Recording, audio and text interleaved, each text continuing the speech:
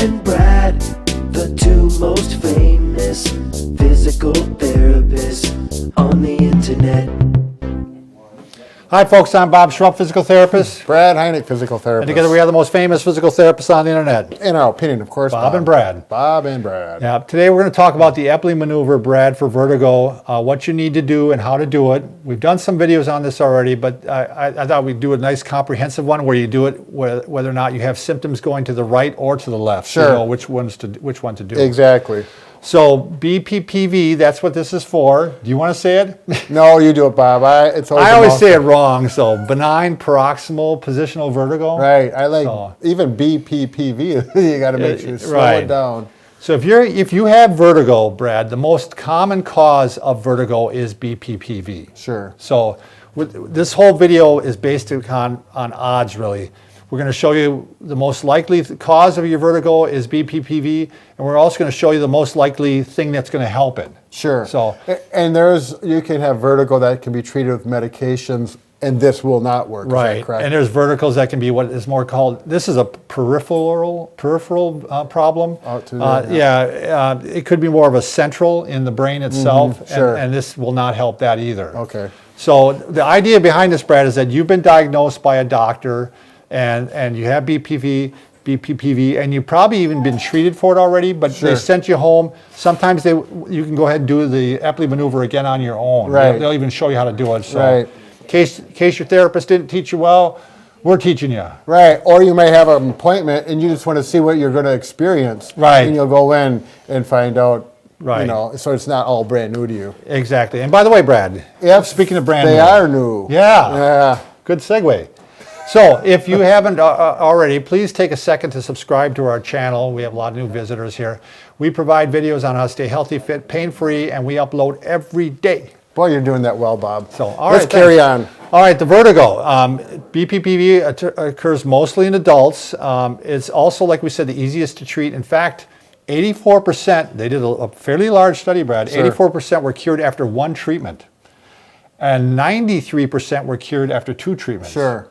What I've seen personally, Brad, is a lot of times it only takes one treatment, but sometimes I have to do a couple of Epley maneuvers in the same session. Sure. You know what I mean? Yep. It didn't take the first time. With my people, a lot of times they go and I say, come back or call me. I want to know what's going on, and I don't hear anything. Yeah, which is a good sign, I hope. So it's a great one in the sense that it's one of the most easily things to cure. Mm-hmm. So BPPV is usually a brief episode of vertigo, spinning after you change your head position. Right. It could be laying in bed and you roll your head and it's like, whoa, things just really, sometimes you get pretty severe. You can get nauseous. It's very uncomfortable. Yeah, it's not fun.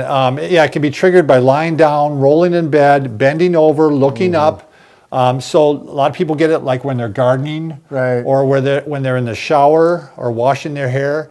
Where I get a brief bout of this, Brad, is when I go to the dentist and they take me back in that chair. Sure. Maybe it's just because the psychological thing of what he's going to do to your mouth. That could be it too, because that's not fun. But the other one is when Brad goes to the beauty parlor. Gosh. No, we're not going to get into what's going on in the canals and the crystals that are floating around. Yeah, there's debris, or just briefly fragments, and they're in the wrong spot, right. And we're trying to get them in the right spot because there's different theories on what's really going on, Brad. Okay. I don't think they all know for sure, right. But yeah, there's little debris. You have these little canals in your inner ear. This is all in there. We have another video that actually we have pictures of it. We're not going to get into that today. We're going to get more into the treatment. Right. They're probably waiting for that now. Yeah, but I think it's good to understand what we're trying to do, Brad, Sure. so that by moving the head in different positions, we get the debris or the little rocks or whatever you want to call it in the right position, and then hopefully they'll stay there. So that's what the important. The other thing is why it's important to understand this, Brad, is there's three canals. Okay. The posterior, horizontal, and anterior. The Epley Maneuver is going to help almost three different situations if you have the anterior, posterior, or anterior and posterior. Okay. So it's going to help those. So it's going to help in 95% of the cases. In 5% of the cases, if you have it in the horizontal canal, this is not going to help. Okay. So if you're one of those people, they do the Epley maneuver on it, it doesn't work, maybe you're that 5% and you need to, do a different one. Right. So, all right, let's talk about what we do, Brad. When somebody comes in, why don't you get in the long sitting position here. All right. This is the test that you really want to do, and we call it the Dick's, it is called the Dick's Hellpike maneuver. Sure. So basically, before I have Brad do this though, I want to make sure he's not having any neck problems. Okay. If he's had neck surgery, or he's got rheumatoid arthritis, or if you've been having pain down your arm from your neck. Sure. Mm-hmm.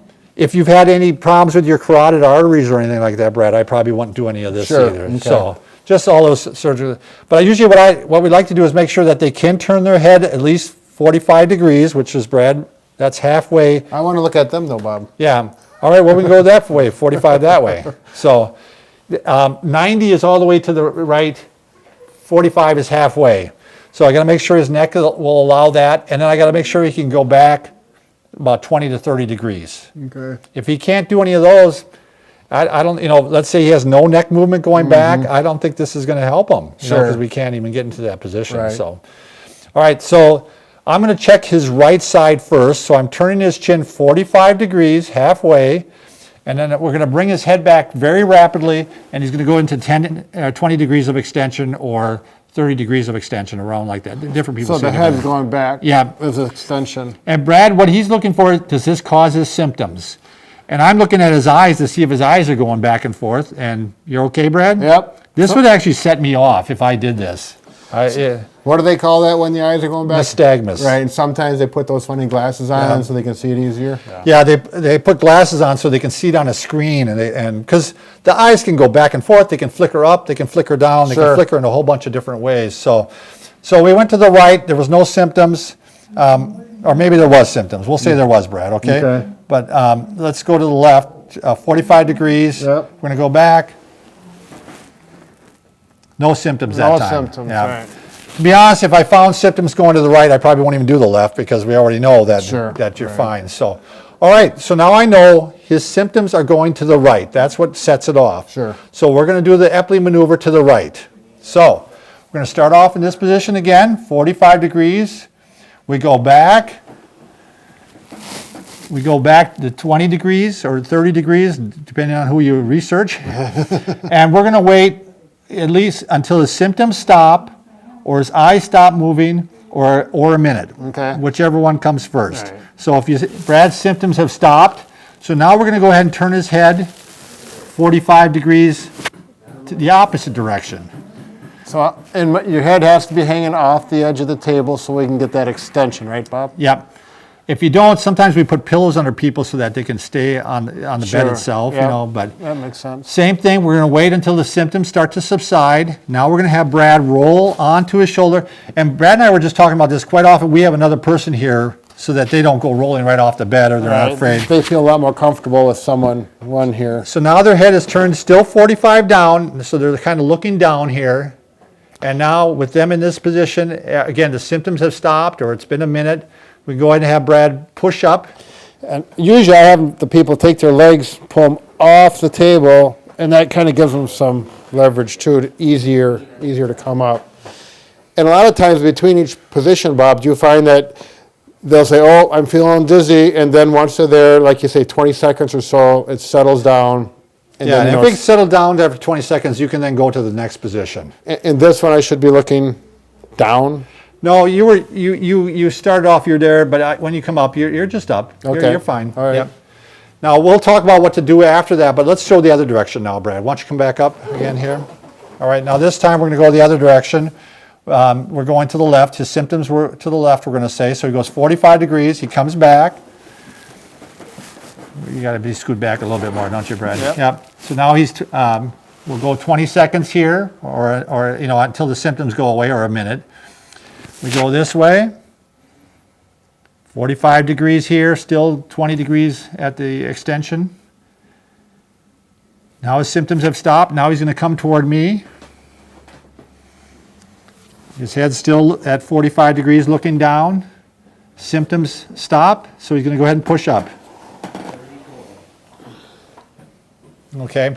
Now, this is where we don't want him looking down anymore. Nope. Yep. So what we use is we usually give them a collar, and this is just for the rest of the day. You could buy a collar like this, just a soft collar. Yep. Or you can actually just take a pillowcase and you fold it lengthwise in half, fold it again, and then you can just go around like this, and it's just enough to remind you not to look down, because people will forget. I've had people do this, and I go, don't look down, and they look down before I even see them leave the room. Yeah, if they're going to pick up something off the floor, or all those things. So either that, or if they happen to have, actually, some of my patients, I'll say, if you want to go buy one, and they just go buy one for $10 or $15 because they're so sick and tired of their problem. Yeah. And this may be a little more, gives you more of a reason not to look down. Look 'cause down. It's a little more stiff than that. But So, either way. for the rest of the day, you're going to wear that support, and then that night, what it used to be that it would be for 48 hours that you Right. couldn't look down. Yep. Now they found out that it really didn't make any difference, Brad. Sure. So that night, I'd like to have you sleep on a couple pillows, so you're a little bit raised up, Yep. and then the next day you can do whatever you want. Right. So until the rest of the day, you have the collar, sleep on a couple pillows that night, and then the next day you can do what you want. If the symptoms come back, you want to repeat this. Right. So Or sometimes maybe 50% better. It's like, oh, it's a lot better, but it's still a little bit there. Another reason to yeah, some repeat. people get that sensation of dizziness or floating that occurs, Yeah. days afterwards even. Sure. So, Right. all right. Well, I hope that helped, and we can fix just about anything.